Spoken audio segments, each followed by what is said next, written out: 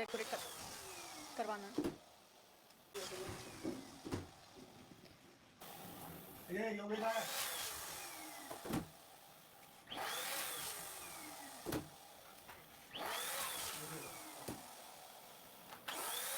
पर कोई video upload नहीं हो रही है, इस बारे में कोई बात नहीं की जा रही है, तो सारे लोग परेशान हैं कि मैं कुछ बोल क्यों नहीं रही हूँ। और इसका कुछ लोगों ने मतलब भी निकाला कि मैं गलत हूँ, इसलिए मैं कुछ नहीं बोल रही हूँ। तो मेरे चुप रहना मेरी गलती को दर्शाता है, मानती हूँ। और कुछ लोगों से मुझे माफ़ी मांगनी है। सबसे पहले मैं माफ़ी मांगूंगी सरिता से। जेठू भाई, सरिता, जिस समय आपको मेरी सबसे ज़्यादा ज़रूरत थी, सबसे ज़्यादा, उस समय मैं आपके साथ नहीं थी। और इस चीज़ के लिए तो मैं हाथ जोड़ के माफ़ी मांगूँ ना, तो ये भी कम है, ये भी बहुत कम है। क्योंकि अब समझ में आ रहा है कि जब घर की इज़्ज़त उछलती है ना, तो कैसा लगता है, कैसा महसूस होता है। और आपके घर की इज़्ज़त उछली और उतने टाइम पर मैंने आपका साथ नहीं दिया। मैंने दोस्त होकर एक दोस्त का साथ नहीं दिया।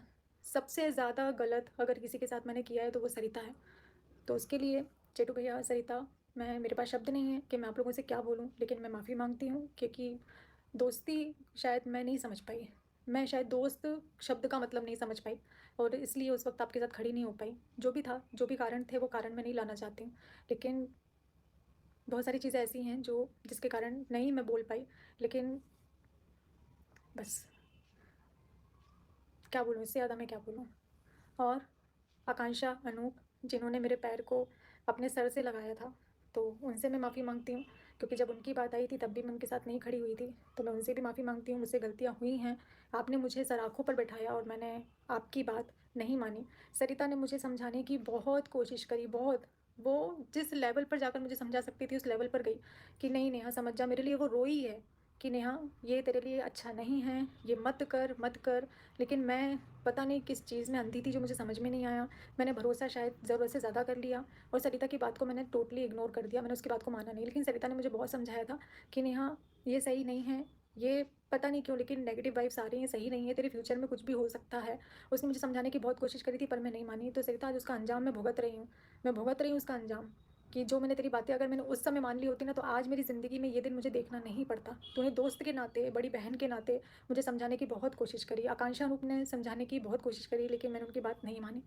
तो मैं आपसे माफ़ी मांगती हूँ। और मैं माफ़ी मांगती हूँ नीतू दीदी से, नीतू दीदी के घर वालों से, कि बहुत किया है दीदी, आपने मेरे लिए बहुत बहुत किया है। मैं, मेरे पास शब्द नहीं है, मैं बोल भी नहीं पाऊँगी कि मैं कितना। तो नीतू दीदी, भैया, निक्की भैया, मैं आप लोगों से माफ़ी मांगती हूँ। क्योंकि आप लोगों का नाम जिस तरीके से बीच में आया, वैसे नहीं आना चाहिए था। क्योंकि आपने हमेशा मेरा सपोर्ट ही किया है, मेरे को हमेशा साथ ही दिया है, मेरे साथ खड़े रहे हो हमेशा मेरे गार्जियन की तरह। और मेरी वजह से नीतू दीदी का नाम गलत तरीके से लिया जा रहा है पब्लिक में, जो कि बहुत ज़्यादा गलत है। उनकी कोई गलती नहीं है, उसके बाद भी उनको घसीटा जा रहा है, उनको बीच में लाया जा रहा है सिर्फ मेरे कारण, क्योंकि वो मेरी दोस्त है, वो मेरे साथ रहती है। और इस चीज़ के लिए मैं आप लोगों से माफ़ी मांगती हूँ। सरिता ने, आकांक्षा ने, नीतू दीदी ने मुझे कहा था कि इस रिश्ते को ख़त्म कर दो, क्योंकि ये भले ही तुम्हारा भाई बहन का रिश्ता है, लेकिन नेगेटिव वाइब्स आ रही हैं, आगे जाकर तुम्हारे लिए दिक्कत खड़ी करेगा, ये चीज़ें तुम्हें दिक्कत में डालेंगी। लेकिन मैंने उनकी बातों को नहीं माना, मैंने उनकी बातों को नज़रअंदाज किया, जिसका अंजाम आज मैं बहुत अच्छे से, मैं और मेरा परिवार भुगत रहे हैं। अब मैं वीडियो को आगे बढ़ाती हूँ।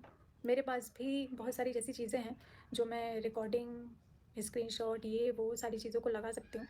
लेकिन जिनको मुझे अच्छा समझना है, सही समझना है, वो सही समझेंगे, और मैं कितने ही प्रूफ दे दूँगी, जिनको नहीं समझना है वो मेरी बात को नहीं समझेंगे। तो मैं अपने आप को साबित कर सकती हूँ।